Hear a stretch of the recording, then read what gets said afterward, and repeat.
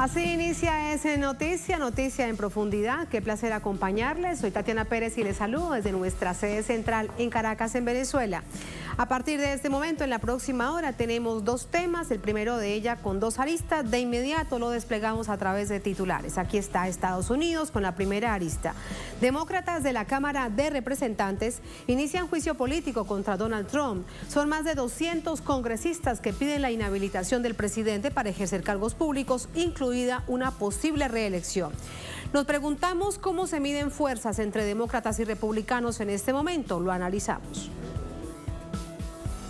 Segunda arista sobre Estados Unidos. En medio de esa crisis política profunda, subyace otra crisis sin solución, la de la COVID-19. El país supera las 374.000 personas muertas, fallecidas. Un drama que por estos días no es titular. Lo revisamos, lo analizamos. Y en noticia, Brasil.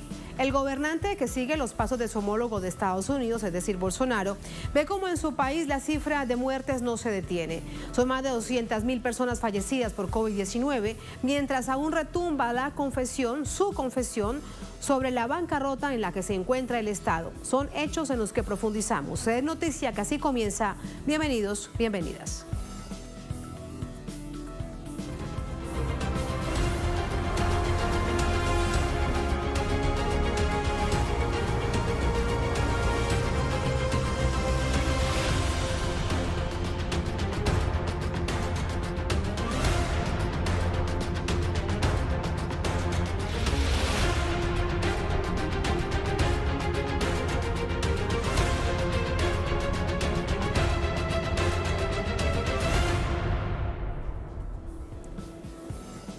En noticia, Estados Unidos y la primera arista, el Partido Demócrata impulsa un nuevo intento de impeachment para destituir a Donald Trump, medida que lo dejaría fuera del juego político en un futuro. Este lunes iniciaron los procedimientos pertinentes para la realización de un juicio político a Donald Trump por los hechos ocurridos en el Capitolio la semana pasada, hecho que lo convertirían en el primer presidente en la historia del país en sufrir dos intentos de remoción por parte del Poder Legislativo. Existe la posibilidad de que después de todo esto no haya castigo ni consecuencia y pueda postularse nuevamente para presidente. Y esa es una de las motivaciones que tiene la gente para abogar por un impeachment. Lograr eso llevaría más de 10 días. ¿Realmente tiene sentido? Bueno, me gusta la enmienda 25 porque se deshace de él, lo saca del cargo, pero hay un fuerte apoyo en el Congreso para acusar al presidente por segunda vez. El planteamiento de impeachment quedó como la única opción viable después de la negativa de los republicanos en cuanto a la solicitud propuesta por la Cámara Baja que exhortaba al vicepresidente Mike Pence a ejecutar la enmienda 25 para destituir a Trump. Otros congresistas republicanos como Adam Kinzinger o los senadores Lisa Murkowski y Pat Toomey han promovido una renuncia anticipada del presidente saliente, lo que parece muy poco probable. Trump sortió un primer impeachment entre el 16 de enero y el 5 de febrero del año pasado, debido a las presiones que implementó sobre funcionarios del gobierno de Ucrania para conseguir favores electorales, por lo que fue acusado de abuso de poder y obstrucción a la justicia. Finalmente, el Senado de mayoría republicana respaldó al mandatario. Para que la Cámara Alta pueda destituir constitucionalmente a Donald Trump, se requieren al menos 2/3, es decir, 66 votos favorables de los 100 senadores. En teoría, es virtualmente imposible que den los tiempos para que el Senado emita un veredicto antes del 20 de enero. No obstante, los trámites del impeachment pueden continuar después del 20 de enero, hecho que podría impedir a Trump ejercer cargos públicos en el futuro, objetivo que se han trazado tanto el Partido Demócrata como algunos sectores tradicionales del Partido Republicano, quienes intentan expulsar a Trump del debilitado sistema político estadounidense. Sumamos a esta hora más información desde Ciudad de México con nuestra corresponsal para América del Norte, Aisa García. Aisa, y en medio de todo este panorama vemos más y más renuncias del gabinete del presidente Trump, incluso en momentos que resulta sustancial la seguridad nacional, cuando nos contabas, de hecho más temprano aquí en el servicio informativo de Telesur, Aisa, lo que están planeando los grupos extremistas seguidores de Trump. Efectivamente, Tatiana, muy buenas noches para ti, para nuestra audiencia. Mira, este ha sido otro día súper movido en noticias de Estados Unidos, Tatiana. Y todo en torno a la figura de Donald Trump. Sus anuncios, desesperados a pocos días de dejar el poder, los secretarios que le renuncian, los congresistas que no quieren que termine su mandato y hasta lo que pasó con la página web del Departamento de Estado, que por error anunció la partida prematura de Trump del poder. En fin, como se dice, le cuecen habas. Le ha llovido de todo a Donald Trump. Y como comentábamos en el noticiero anterior contigo, a Trump le acaba de renunciar el secretario interino del Departamento de Seguridad Nacional, Chad Wolf. Justo el hombre encargado, como bien decías, de la seguridad de la juramentación del nuevo presidente. Y bueno, según dijo Wolf, la renuncia es por la misma razón que otros funcionarios le renunciaron a Trump la semana pasada. La razón es la incitación de parte de Trump a la violencia. Incitación que conllevó a los violentos incidentes del pasado 6 de enero en el Capitolio, cuando lo vimos todos, los congresistas tuvieron que ser evacuados de la Cámara Baja y del Senado, mientras una turba violenta ingresó al Congreso intentando detener el conteo de votos para formalizar los resultados de las elecciones y validar la victoria de Joe Biden. Y esos hechos, Tatiana, esos hechos violentos dejaron destrozos en el Capitolio, ventanas rotas, etcétera, etcétera. Y lo peor, 5 personas muertas, entre ellas un oficial del Capitolio. Recuerdo eso y también lo que dijo Trump en la mañana a sus seguidores en una manifestación delante de la Casa Blanca, que él nunca aceptará los resultados de la elección presidencial. Sin pruebas sostiene que la elección fue robada. Así que el 6 de enero instó a sus afines a marchar hacia el Capitolio. Y voy a recordar las palabras porque las palabras tienen mucho peso, Tatiana. Él dijo, vamos a caminar hasta allá y yo les acompañaré. En realidad él nunca fue, pero lo estuvo viendo lo que hicieron los manifestantes desde su oficina en la Casa Blanca. Él dijo en la manifestación que nunca se recuperará el país mostrando debilidad.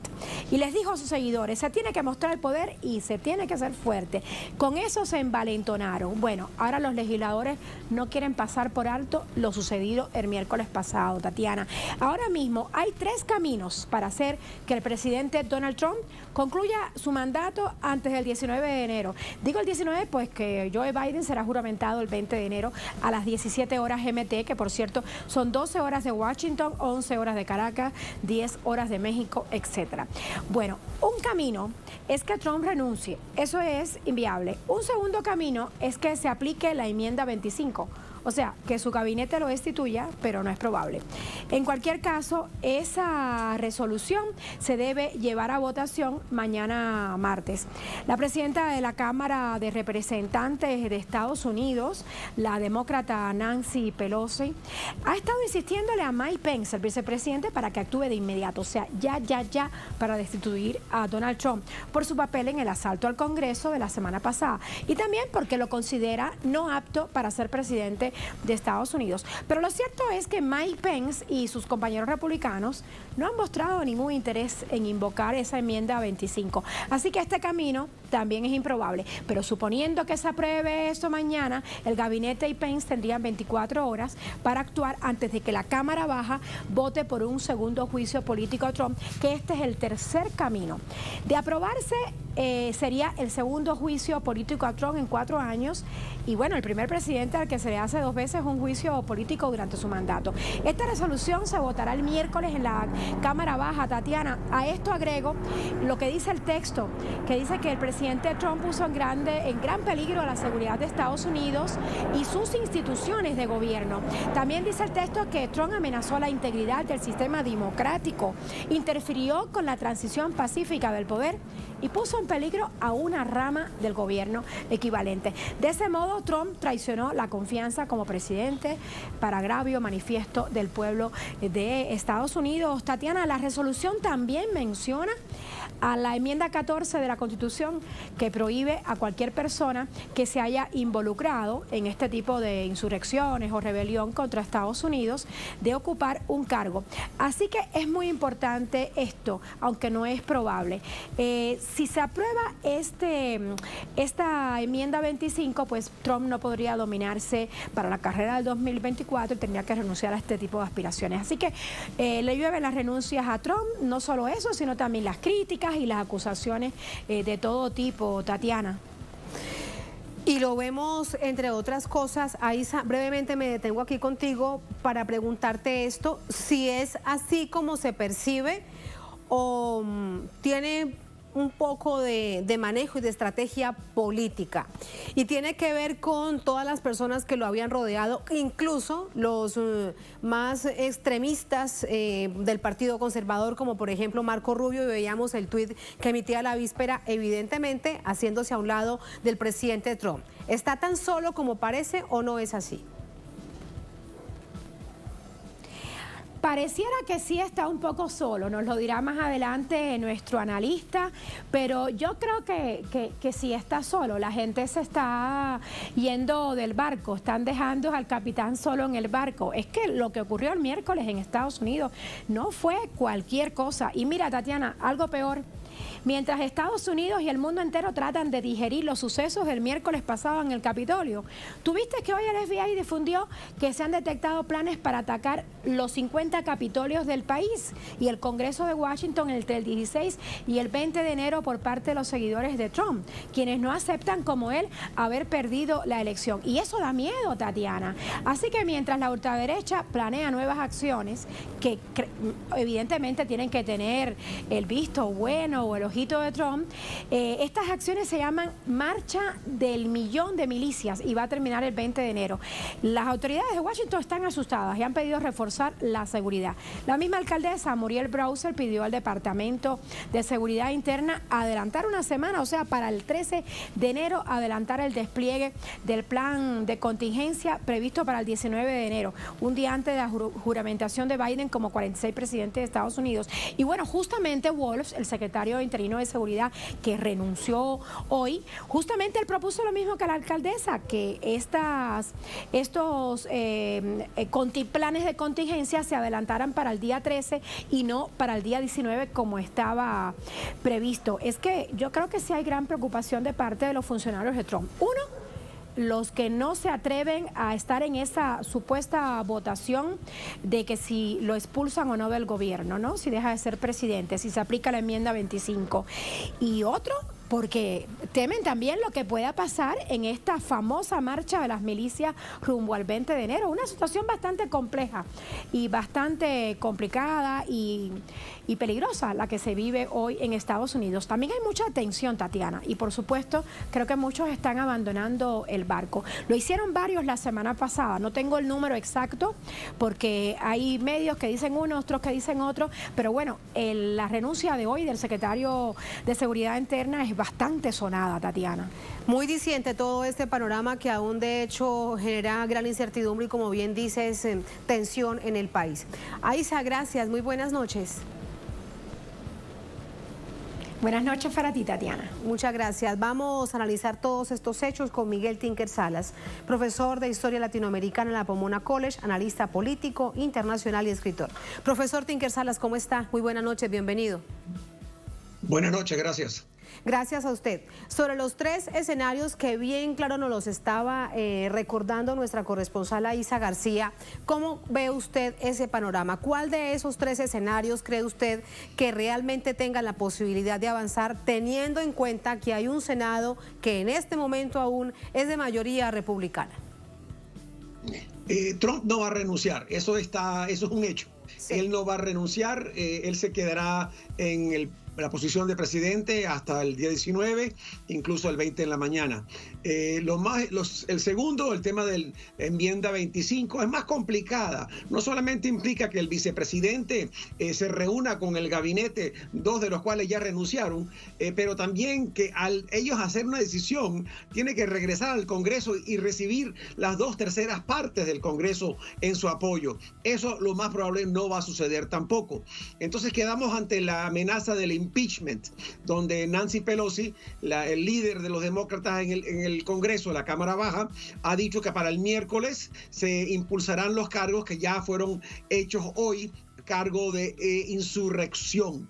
Entonces, un solo cargo, aunque mencione otros de temas, sería un solo cargo, un solo tema. Lo más probable es que sí pase a través del Congreso, Cámara Baja, y luego tendría que ir al Senado. Aquí comienza la negociación. Podrían llevarlo al Senado de inmediato, obligando que Mitch McConnell llame a un juicio donde los congresistas de la Cámara Baja podrían seguir su caso y Trump defenderse, lo cual no considero probable. Y la otra opción sería esperar que cambie el Senado, esperar que Biden llegue a la presidencia, que trate de impulsar su agenda y en un futuro no tan lejano introducir el impeachment con la intención no solamente del impeachment, pero de la inhabilidad de Trump para futuras elecciones. Pero si lo vemos en ese escenario último que usted plantea, profesor Tinker Salas, algunos dirán, ya no tiene el valor simbólico que sería justo en este momento para que salga como un presidente que pasa a la historia como no haber finalizado su periodo. Es decir, como el castigo en este momento.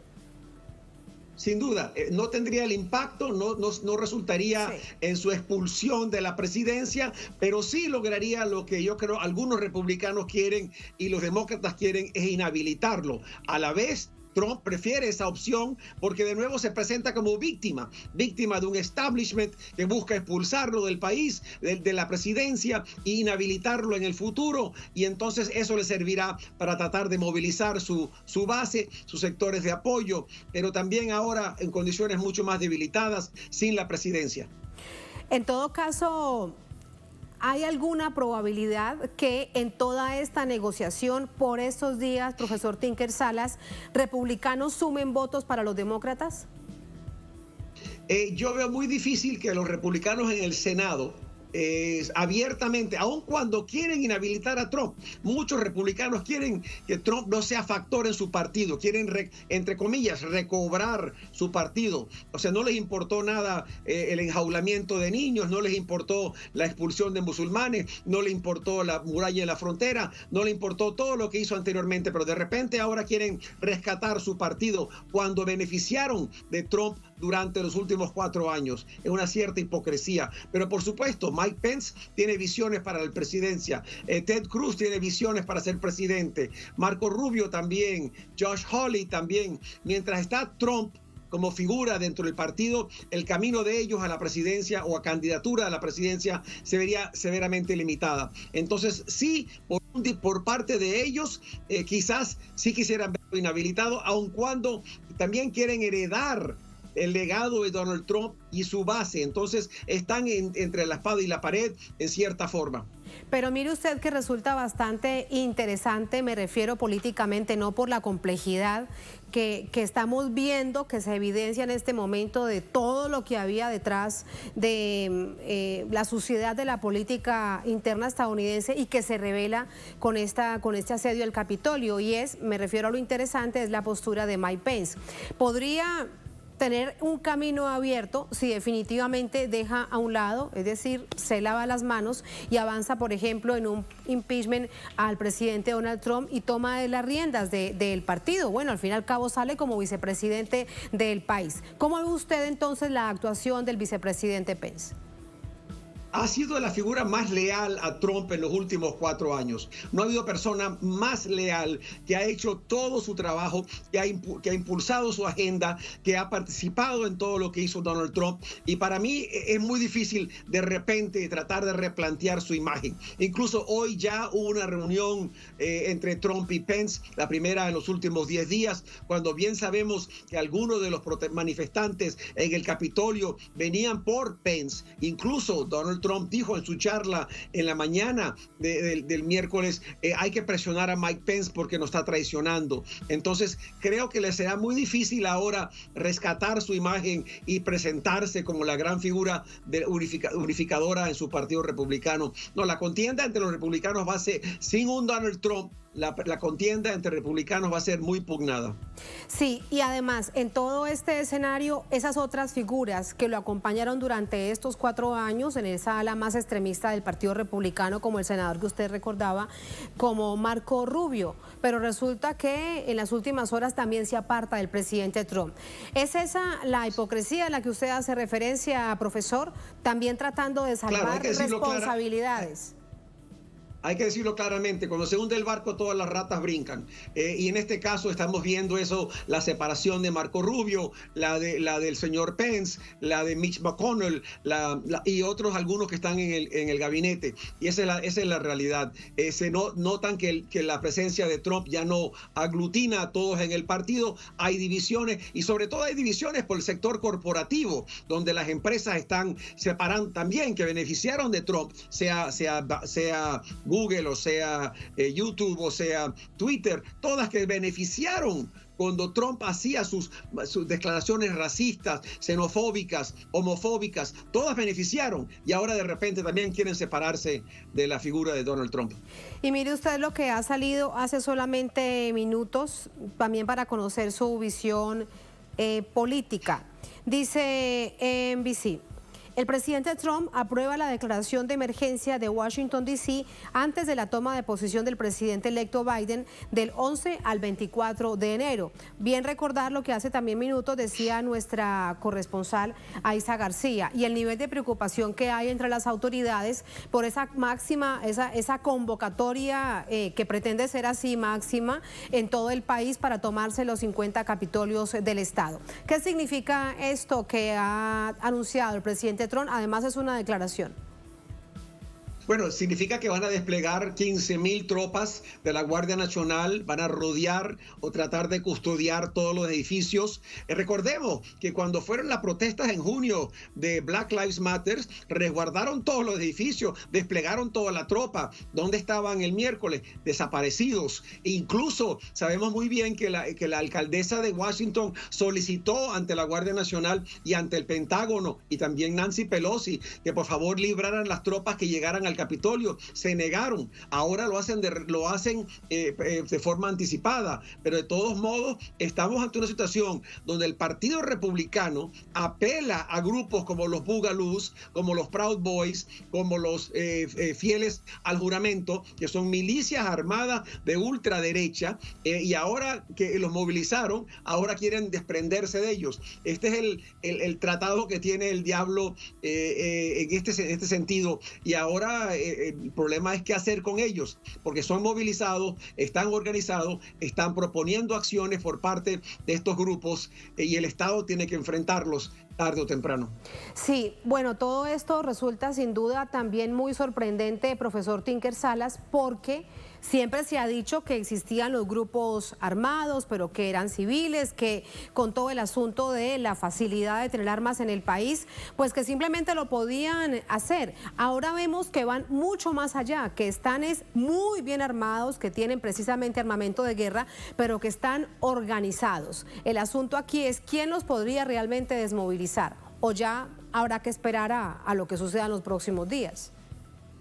Movilizarlos antemano no van a hacer, pero tendrán que confrontarlos, sí. Y además sabemos también que durante la protesta, algunos de los manifestantes eran oficiales del ejército. Tenemos el caso de Emily Rainey, que era capitán del Servicio de Inteligencia y Propaganda, que ahora se ha retirado del ejército, pero se ha señalado que figuras como ella y figuras de policía y de otros, y se han visto grupos entrando al Capitolio, videos nuevos que han revelado que grupos entrando al Capitolio de forma organizada y militarmente preparada, que traían esposas para tratar de secuestrar a diferentes políticos. O sea, aquí el nivel de acción era premeditado, organizado, y eso refleja un nivel de acción a nivel nacional, no solamente a nivel local.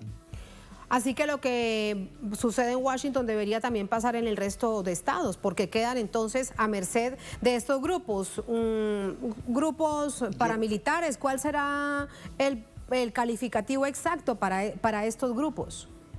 Son grupos paramilitares neofascistas, y no hay otra forma de decirlo, son neofascistas, aun cuando incluyan a gente de color, porque es muy interesante que entre los líderes del Proud Boy está un cubano americano, pero eso no tiene nada que ver. La postura fascista, la postura xenofóbica, la postura que representan es una postura fascista donde la supremacía blanca reina. Y durante estos 4 años, profesor Tinker Salas, aquí le pregunto además un poco de historia, ¿se ha visto que han aumentado? Esto no podríamos decir es que aparecen de la nada, existían, sobre todo con este culto a las armas, también por eso existe la Organización Nacional del Rifle, etcétera, etcétera. Pero en estos 4 años, ¿se han fortalecido estos grupos? Se han fortalecido, se han organizado, se han desplegado por todo el país, incluso en la liberal California, que se considera estado liberal, es el estado que más grupos de milicia tiene. Está un centro de estudios del sur de Estados Unidos que se especializa en el estudio de las milicias. Ellos han indicado que sus números siguen aumentando, que se han dispersado, que incluyen a grupos nazis, neofascistas y otros que tienen la tendencia esta supremacista antigobierno. Es lo más interesante. Los republicanos, como parte de su campaña, siempre utilizaban el discurso antigobierno, y ese es el discurso que alentaba también a estos grupos armados, paramilitares y neofascistas. Esto realmente es sorprendente ver ahora así ante las cámaras y ante el mundo, que tal como se denunciaban distintas oportunidades o en estudios académicos, pues verlos allí en toda su dimensidad. Y por último, profesor Tinker Salas, ¿cuáles son los límites de estos grupos? ¿Existe alguna normativa o pueden tener tantas armas como les parezca por las enmiendas constitucionales desde hace 200 años que son intocables? Son intocables, continúan siendo intocables. Después de cada masacre que ocurre en Estados Unidos hay un discurso, una mea culpa, pero sigue igual. Las armas existen, se pueden comprar fácilmente como llenar tu tanque de gasolina. Esa es la triste realidad de un país que sigue utilizando una enmienda segunda de la Constitución, donde en aquel momento es muy distinto a lo que es hoy día. Un arcabuz no es igual a un AK-47, que no es igual a un AR-15. Esa es la realidad, y mientras se esconda atrás de esta fantasía de la arma, este país sigue muy inseguro. Por último, me queda algo por preguntarle que resulta fundamental. ¿Cuál es la consecuencia de todo esto para el Partido Republicano? Hay quienes dicen ya el Partido Republicano definitivamente se va a fragmentar, algo va a suceder, se va a escindir. ¿Usted qué cree? Yo todavía no voy a aseverar que se va a fragmentar. Existen divisiones dentro del Partido Republicano. Cómo se van a tratar de resolver todavía no queda claro. Hay facciones. Mientras siga la presencia de Trump, el partido como republicano o el Partido Republicano seguirá los mandatos de Donald Trump. En mi opinión, el Partido Republicano dejó de existir con Donald Trump. Se convirtió en el partido de Donald Trump, en la figura mesiánica de Donald Trump. Entonces, por el momento, y además, recobrar el Partido Republicano es regresar a este discurso de apelar a estos sectores que nos llevó a un Donald Trump. Entonces, es una contradicción muy profunda. Profesor Tinker Salas, como siempre, un placer escucharlo. Muchas gracias. Buenas noches. Buenas noches, gracias. Muchas gracias. Así nos vamos a una pausa brevísima en esta emisión de Es Noticia, al volver la segunda arista sobre Estados Unidos. En medio de la crisis política subyace otra crisis sin solución, la de la COVID-19. El país supera las 374.000 personas fallecidas. Un drama que por estos días no es titular, lamentablemente. Ahí están las imágenes para recordar esta situación tan compleja, lamentable crisis sanitaria que vive el país a lo largo y ancho de esta nación norteamericana. Con esto volvemos con información y análisis aquí en Es Noticia.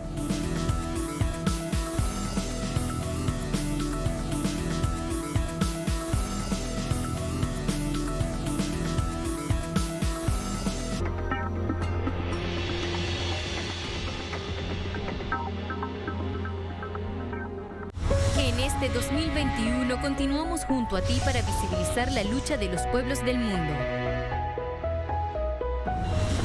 Somos una alternativa informativa con mirada latinoamericana. Alzamos la voz. Contamos lo que otros no cuentan. Telesur, la señal informativa de América Latina y el Caribe. Sigue minuto a minuto nuestra programación, ahora disponible también en audio a través de nuestra página web.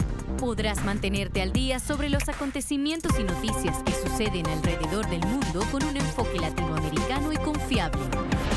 Telesur, la señal informativa de América Latina y el Caribe.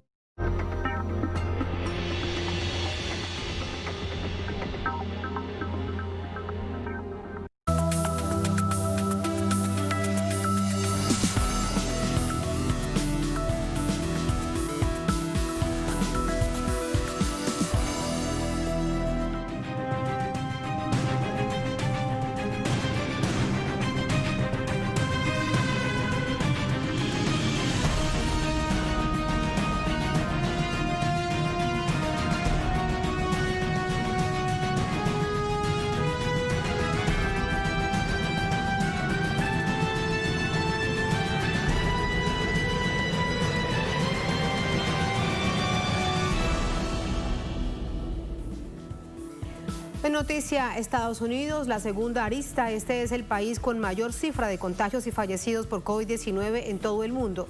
De acuerdo a la Universidad de Johns Hopkins, para la noche de este lunes se registraban más de 22.580.000 infectados y 375.800 muertos a causa del virus, cuyo principal responsable ha sido el presidente saliente Donald Trump, quien tras haberse mostrado escéptico al inicio de la pandemia sistemáticamente intentó prevalecer la reactivación económica por encima de las medidas de aislamiento, así como subestimó la importancia del uso de mascarillas, entre otras medidas de higiene y resguardo personal.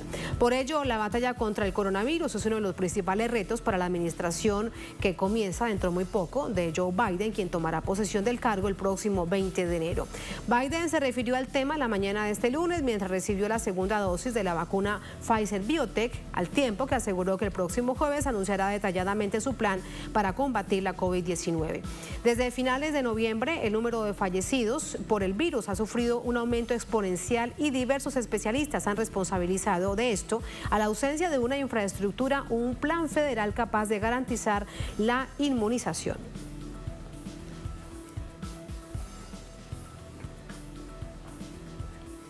Vamos a entrar con el análisis. Nos acompaña para ello Walter Tejada, analista político, estratega, funcionario público por 13 años en Virginia. Nos acompaña desde Washington, D.C., vía telefónica. Walter, ¿cómo le va? Ya lo estoy viendo, mucho mejor. ¿Cómo está? Buenas noches.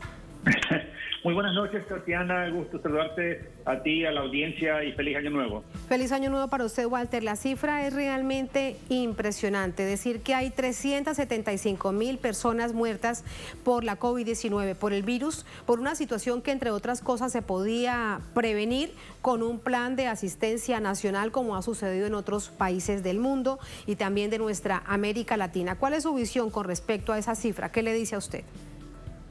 Bueno, creo que estamos viendo las consecuencias de alguien que vino a la presidencia en el 2016 diciendo que íbamos a ganar, que íbamos a ser el número uno como país, que nos íbamos a cansar de ganar. Pues lo que somos ahora número uno en Estados Unidos son en muertes del COVID-19, en infecciones, llevamos más de, como mencionaste, más de 22 millones de personas infectadas y estamos viendo hoy día las consecuencias de los viajes que hubieron durante Navidad y durante el Año Nuevo y otros días que la gente viajaron y todo, porque se pronosticaba que iba a desatarse una ola de contagio y efectivamente es exactamente lo que está ocurriendo. Y aparte de las enfermedades directamente relacionadas al COVID, hay también muertes en exceso, las cuales son aquellas personas que están sufriendo de cualquier otro síntoma, pero que no pueden ser atendidos, como ataques al corazón, personas que tienen derrames cerebrales, cosas serias que por consecuencia de no tener el personal, pues están también falleciendo y muchas otras personas también sufriendo. Así es que esto es terrible lo que estamos llevando a cabo ahora y es un reflejo de la incompetencia de este esta persona que tenemos ahora como presidente, que está ahorita como presidente, que probablemente no va a estar, probablemente en días antes de que termine el mandato, antes del 20 de enero, posiblemente sea destituido o sea pues invocado en la 25 enmienda, en la cual indicaría pues que el gabinete lo declararía incompetente para seguir de funcionario como titular de presidente y sacarlo. Así es que yo creo que se lo merece porque esta es solo una de un montón de cosas erráticas, caóticas, de mal administramiento que este presidente hizo. Y no para andar repitiendo cosas, pero entre las peores cosas que él hizo fue de falsamente dar una narrativa falsa al pueblo estadounidense diciendo que esto iba a desaparecer por ahí cuando la temperatura se pusiera caliente, cuando ahí milagrosamente iba a desaparecer, que era un par de personas y lo dijo es un viernes y que el lunes ya no iba a haber nadie más enfermo de esto. Entonces, y además desacordate que este fue el que nos dijo que nos inyectáramos de desinfectante para que en el cuerpo para combatir este virus. Es un disparate de la peor manera. Así es que ya había demostrado su incapacidad, su incompetencia mental, que muchos lo cuestionamos desde el principio y muchos no nos querían creer cuando él entró a la presidencia. Así que ahora tenemos, gracias a Dios, un presidente electo que como la prioridad número uno es combatir esta pandemia para pues enderezarla, asegurar que las vacunas se den a millones de personas y de una mejor manera de cómo se está llevando a cabo ahora, y así poder enderezar la economía y muchos otros retos que tenemos ahora encima. Sí. Pero como estamos viviendo una crisis ahorita. Sí, Walter, sí. En todo caso, tanto republicanos como demócratas son responsables de la crisis de la salud en el país, una salud que está por completo privatizada. Barack Obama tuvo el Obamacare, que atendía a un grupo poblacional, luego Trump lo quita, aumenta entonces la problemática. Ahora el desafío es realmente grande. ¿Crees que en medio de la crisis sí será el momento de quiebre para pensar en eso que decía Bernie Sanders, salud universal, no importa qué partido sea, republicano o demócrata, que se pongan al día con esa deuda con el pueblo estadounidense? Bueno, creo que esto ayuda a hacer el caso de la opción pública. Creo que eso tiene mejor chance de pasar, ya que en realidad la mayoría del pueblo estadounidense está en el centro, centro-izquierda, centro-derecha, y los extremistas, pues sí, algunas personas van a pedir algo así, otros van a decir que sea otra cosa en la extrema derecha, que no se toque, y pues se le ayuda a las compañías de seguro médico para que sigan ganando más dinero. Sea como sea, creo que también es importante corregir lo que mencionaste con respecto a Obama, que ninguno de los republicanos quiso aprobar, no obstante el esfuerzo que Obama le dedicó para tratar de pasarla, pero nadie le quiso dar porque no le quisieron dar un gane a él, pero se logró. Él, francamente, lo que habría haber hecho es hacerlo en 3 meses, no un año, como pasó. Perdió mucho tiempo en eso y se perdieron algunas otras cosas. Pero sea como sea, estamos aquí. Obama que le ha ayudado a millones de personas, incluyendo muchos en la comunidad latina. Y ahora con lo que está ocurriendo, hace el caso para aumentar y tener la opción pública, lo cual la administración Biden apoya y que muchos podrían tener apoyo bipartidista. Sí, de hecho, esa es una expectativa, una esperanza que tiene mucha gente que votó por Biden, que lo hizo, entre otras cosas, más en contra de Trump, en busca de eso, de una salud universal. Pero también el asunto de fondo, Walter, es cómo desmontar todo ese sistema mercantilista sobre el que está sustentada la salud del pueblo estadounidense. O sea, recordar y revisar las cifras de cuánto se paga dependiendo de lo que te ganas es realmente impresionante. Sí, no cabe duda que el sistema médico aquí en Estados Unidos es carísimo y que en gran parte es porque las compañías grandes de la farmacia, los que hacen las medicinas y muchas de las compañías de seguros han podido hacer cabildeos, especialmente con los conservadores, el Partido Republicano, y agarrarlos del pescuezo, de la garganta prácticamente a varios de ellos para que pues hagan lo que ellos quieran, y eso significa que las compañías van a hacer más dinero a costa de que los precios sean más altos, más caros, y muchos hospitales han hecho colusión para llegar a tener el costo más caro. Pero por eso es que es bueno que ahora entra Joe Biden como presidente el 20 de enero, en la cual pues ya se le está notificando a todos que debemos de expandir y llegar a cabo una opción pública, buscar cómo reducir los costos de las medicinas y hay otras medidas que se va a tomar. Y acordate que Biden telegrafió esto desde el principio. Y sabiendo que esa era la postura de él, y este es un tema bastante grande, el salud, la cobertura de salud, la mayoría del pueblo estadounidense decidió apoyarlo y no el llevar a cabo la cobertura universal, como mencionaste, y otras cosas que se mencionaron. Le apoyó sabiendo exactamente que él tenía esta plataforma. Yo creo que nos da también una motivación de luchar en dirección a una cobertura universal, pero comenzar ahora con la opción pública para que más personas de pocos recursos económicos, personas que han perdido sus trabajos, personas que están, la microempresa, que están sufriendo y todos puedan tener esas coberturas. Así que hay muchas cosas positivas que se van a poner a cabo comenzando desde el 20 de enero en adelante. No va a ser fácil. Aquí no estamos ilusionando, no vamos a hacer narrativas falsas como lo ha hecho Donald Trump con sus cómplices republicanos. Vamos a ver la realidad, pero luchar para cosas reales, informar cosas verídicas y no narrativas de conspiración falsas. Sí.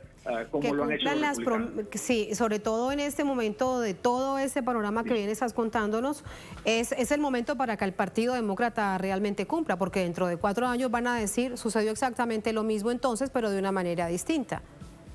Bueno, yo creo que ahora hay mejor chance para que se lleven a cabo las propuestas de Joe Biden, ya que por las tonterías y las falsas teorías de conspiración que Trump y los republicanos venían diciendo, principalmente Donald Trump, causaron la derrota en Georgia para el Senado. Eso significa que esos 2 escalones ahora ponen 50 y 50 en el Senado, que son 100 los senadores. Entonces ahora los demócratas van a controlar las decisiones, principalmente porque la vicepresidente puede eliminar un empate y dar el voto a favor de la postura de los demócratas. Entonces creo que hay muy buena posibilidad que se lleven a cabo muchas cosas buenas. Tampoco hay que hacernos ilusiones que todo va a ser automático. Los republicanos pueden todavía detener, obstruir, y como sabemos que son expertos en eso, les gusta solo criticar y obstruir, entonces, pero ahora se le va a hacer, Biden tiene un historial de trabajar en una manera bipartidista, con varios, el líder del Senado, que hoy día es el Senado, Mitch McConnell, y otros lo conocen bien, saben que es una persona honesta y que cumple con su palabra, no está buscando avergonzar a nadie, sino que quiere trabajar en conjunto para el beneficio del país. Ojalá estos nuevos republicanos del Senado y otros que han llegado escuchen esa parte y no sean solo mercenarios de división y no estén repitiendo esa narrativa falsa que están engañando a su propio pueblo republicano con esos engaños, esas teorías de conspiración falsas que están haciendo, y por eso nos encontramos en crisis en este país por esas falsas narrativas. Muchísimas gracias, Walter, por sus reflexiones. Veremos lo que sucede en el país. Hay muchos problemas por resolver y la gente necesita que sean rápido. Sí, muchas gracias, muy buenas noches. Lamentablemente estamos viviendo un momento bastante difícil, bochornoso y vergonzoso, pero vamos a sobrepasarlo. Las instituciones democráticas son fuertes y vamos a sobrepasarlo, pero todos tenemos que trabajar juntos. Adelante. Muchas gracias. Gracias, Walter. Buenas noches. Gracias. Buenas noches. Así nos vamos a la última pausa en esta emisión de Es Noticia. Al volver en Noticia Brasil, el gobernante que sigue los pasos de su homólogo de Estados Unidos ve cómo en su país, hablamos de quien ven ustedes en pantalla, Bolsonaro, la cifra de muertos no se detiene. Son más de 200.000 personas fallecidas por COVID-19, mientras aún retumba su confesión sobre la bancarrota en la que se encuentra el Estado. Son hechos que analizamos al volver en Es Noticia.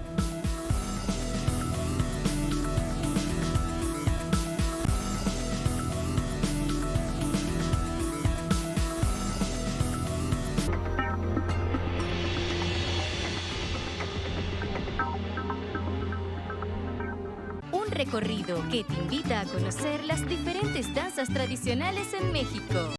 Esta danza está inscrita dentro de la categoría de danzas de conquista, pues que viene como un proceso de evangelización durante la época colonial. Danzamos por honor a la Sagrada Familia.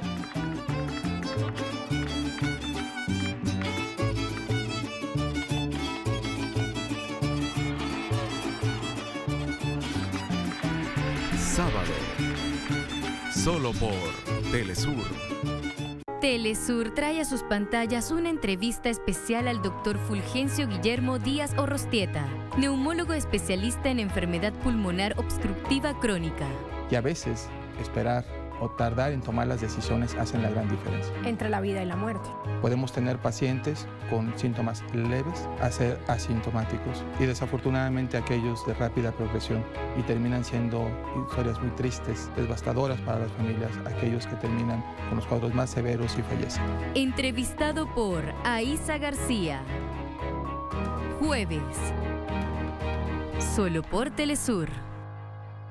Ahora podrás mantenerte informado sobre el acontecimiento mundial y disfrutar de todo nuestro contenido de manera personalizada desde tu dispositivo móvil o tablet, a través de nuestra aplicación. Cada vez más conectados y más cerca de los pueblos del mundo. Telesur, la señal informativa de América Latina y el Caribe.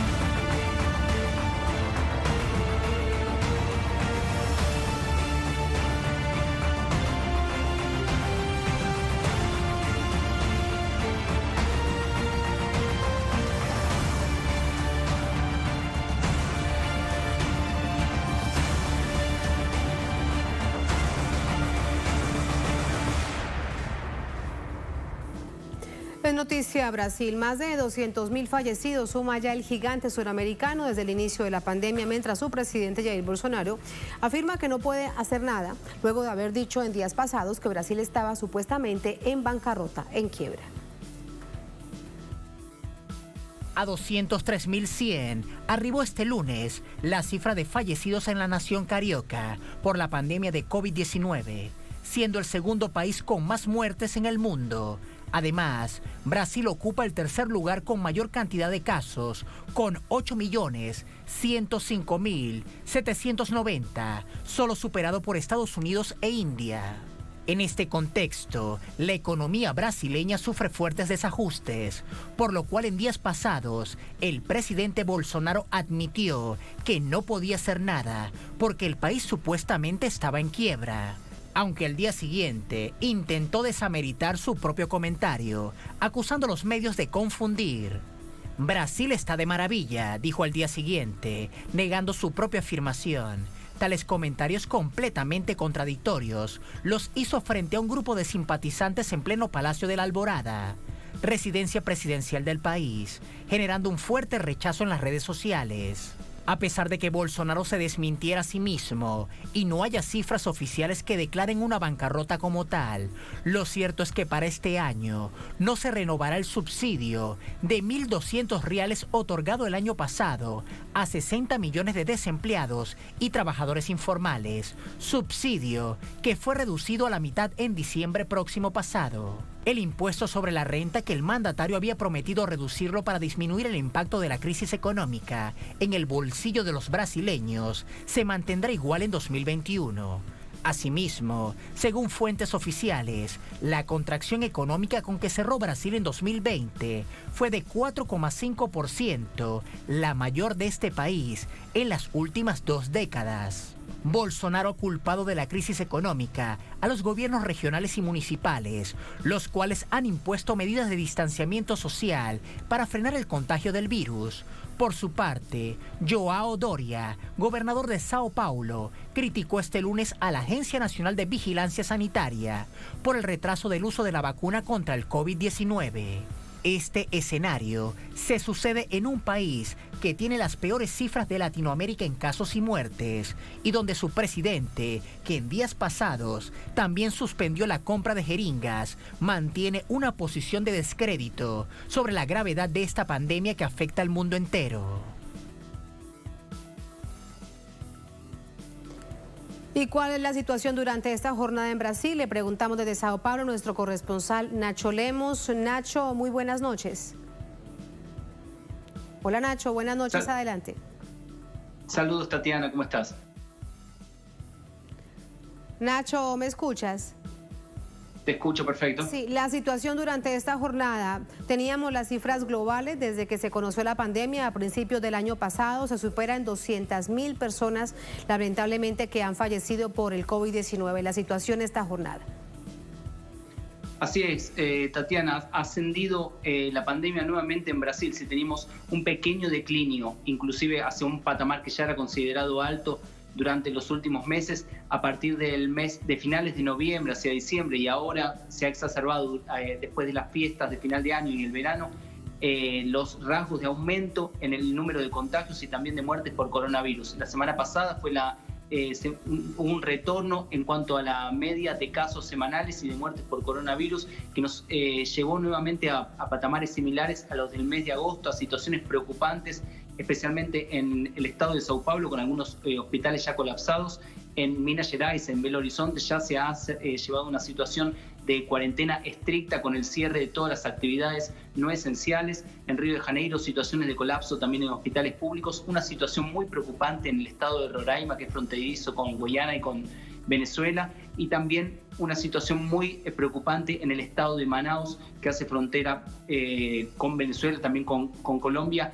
En este estado, en el estado de Amazonas, en la capital Manaus, se encuentra una situación de colapso y han pedido a las fuerzas militares durante la jornada de hoy que acerque tubos de oxígeno porque los hospitales ya no dan abasto en relación a la necesidad de contemplar la cantidad de personas que llegan a los hospitales con síntomas de COVID-19. Entonces, un contexto de exacerbación de la pandemia, el negacionismo del presidente continúa y por otra parte las vacunas no llegan a Brasil, todavía no hay una fecha agendada para la compra de vacunas. Durante un discurso que realizó hoy el ministro de Salud, Eduardo Pazuello, afirmó que todavía no hay un día para el inicio de la vacunación y que todos los estados comenzarán a vacunar al mismo tiempo cuando estén listas las vacunas. Lo cierto es que todavía no fueron aprobadas las vacunas. En Sao Paulo ya están listas las dosis a la espera de que haya una aprobación por parte de la Agencia Nacional de Vigilancia Sanitaria, pero aún no hay respuestas en Brasil y la pandemia crece y crece, Tatiana. Brevemente, antes de despedirte y pasar con el análisis, Nacho, ¿quiénes están entregando las cifras a nivel nacional? Recordar que el año pasado hubo una gran problemática y confrontación precisamente con el presidente Bolsonaro porque no existían las cifras reales de la COVID-19 en toda la nación. Hay datos que son relevados por parte del Ministerio de Salud, pero también hay datos que son relevados por la Secretaría de Salud y contemplados por otras organizaciones que llevan a cabo este monitoreo. Y por otra parte también hay un consorcio, un colectivo de medios de comunicación brasileños que está llevando a cabo su propio conteo porque no confía en las cifras que manifiesta el gobierno brasileño, que ya de por sí son cifras que están muy por debajo de los números reales, porque Brasil se encuentra entre los países con menor cantidad de testeo, pese a que es uno de los países con mayores números de contagio y muerte. Entonces, hay diferentes organismos que están llevando a cabo este conteo para conseguir tener un número más cercano a la realidad con una pandemia que se ve en las calles con gravedad. Muchísimas gracias, Nacho, por este panorama. Muy buenas noches. Vamos a entrar con el análisis. Nos acompaña para ello Jonatas Campos, él es miembro del programa Central do Brasil, nos acompaña desde Pernambuco. Jonatas, ¿cómo está? Muy buenas noches. Buenas noches, Tatiana. Buenas noches a todos que acompañan la señal de Telesur. Muchísimas gracias. Primero una pregunta desde la perspectiva política. ¿Cuánto del Brasil de Jair Bolsonaro se ha replicado de la experiencia que se ha vivido en Estados Unidos? Comenzando, por ejemplo, el tema de la gripecita, que así la calificaban ambos jefes de Estado a principios del año pasado. Bueno, Tatiana, sabes que Bolsonaro dijo que es un seguidor de Trump y se mantenió fidel a Trump hasta en ese momento que Trump va a ser bueno, largado por los Estados Unidos y por la economía. ¿Quién manda en la economía de los Estados Unidos? Bueno, Bolsonaro dice que Brasil está quebrado, pero bueno, el país no está quebrado. Es la misma estrategia de negar la pandemia que tiene Bolsonaro, porque Trump lo hizo, pero ahora los gobernadores de los estados de Brasil corrieron un poco más y tiene vacuna y el gobierno central no tiene. Entonces, la estrategia de Bolsonaro es negar la pandemia, como negó el Trump, para que los hechos que Nacho dijo ahorita, gente muriendo en sus casas, no sea una cosa de su culpa, sea una cosa natural, como él quiere que sea, la pandemia sea una cosa natural que pase en Brasil y ya. Entonces, bueno, estamos en un momento muy crítico en Brasil. Sí, con respecto a esto que fue tan noticioso, porque además prendía evidentemente las alarmas de Brasil cuando decía el presidente Bolsonaro que el país estaba en bancarrota. Entonces, ¿crees que se trata de una estrategia para no destinar, no transferir dineros a las regiones? Bueno, fíjate, las gobernaciones, Brasil tiene 27 gobernaciones y de verdad que los gobernadores están más preparados que el gobierno central. Entonces, pasa que São Paulo, por ejemplo, tiene 60 millones de dosis de vacuna y el gobierno central, el gobierno Bolsonaro, tiene como 2 millones de dosis de la vacuna de la Pfizer. O sea, es una disputa política para ver quién saca la primera foto de una persona en Brasil siendo vacunada. Pero hay 55 países en el mundo que ya están vacunando sus pueblos y Brasil a nadie. Entonces, Bolsonaro piensa primero en las elecciones de la directiva de la Cámara de los Diputados, que es, bueno, él quiere ganar la mesa directora porque ahí se puede empezar un proceso de impeachment. Y dos, quiere ganar las elecciones de 2022 y él ve los gobernadores que ya intentaron, que lucharon contra la pandemia. Esos gobernadores intentaron luchar contra la pandemia, el COVID-19, y el gobierno Bolsonaro la negó. Y ahora, cuando los gobernadores empezaren a vacunar sus pueblos y el gobierno central no logra hacer eso, para él será más una disputa política que se puede perder. Entonces, es todo política y de la más baja política posible. Bolsonaro incluso puede hasta sacar las vacunas de los gobernadores para no dejar que ellos empiecen una vacunación primero que el gobierno central. Resulta una barbaridad pensar que un gobernante actúe así y es el presidente de todo un país, más allá de quienes o no votaron por él. Pero esto, si lo revisamos también políticamente, en términos concretos, bueno, le quitaría votos y votos duros incluso de aquellos que han sido aliados del presidente y que lo necesitan en las regiones en donde él no tiene una gran votación. Así que parecería una contradicción. No, bueno, fíjate, el auxilio emergencial, la ayuda financiera que el gobierno dio por la presión de los movimientos, por la presión del Congreso, de verdad le dio a Bolsonaro, le garantizó un poco de popularidad en la gente, porque, bueno, el dinero venía para la gente. Y bueno, yo creo que Bolsonaro va a intentar de alguna manera mantener esa ayuda financiera, no porque le gusta, pero sí porque le mantiene un poco de popularidad. Y eso de las vacunas, esa negación, todos los días negando la vacunación, negando la eficacia de las vacunas, hace con que una pequeña parte de la población, de hecho, acredite en Bolsonaro, le dé un poco de credibilidad porque es el presidente de la República. Entonces, es una estrategia. Él quiere tener su público, sus 30% de la población votando en él, acreditando que la vacuna no va a funcionar, porque él piensa que eso va a le garantizar más un logro en las elecciones de 2022. Entonces, de verdad, es una cosa terrible, es una... De manejar con la pandemia y ahora solo piensa en manejar con esa política. Si los gobernadores van a pensar una vacunación primero que él, porque de verdad va a ser un logro de los gobernadores y no del gobierno central. Y en medio de toda esta disputa política, lamentablemente hablamos de más de 200.000 personas que han muerto. Jonatas, gracias, muy buenas noches. Gracias por ayudarnos a entender algo que resulta realmente, dirían algunos, traído de los cabellos, pero así también se usa la política, lamentablemente. Gracias, muy buenas noches. Buenas noches. Muy buenas noches.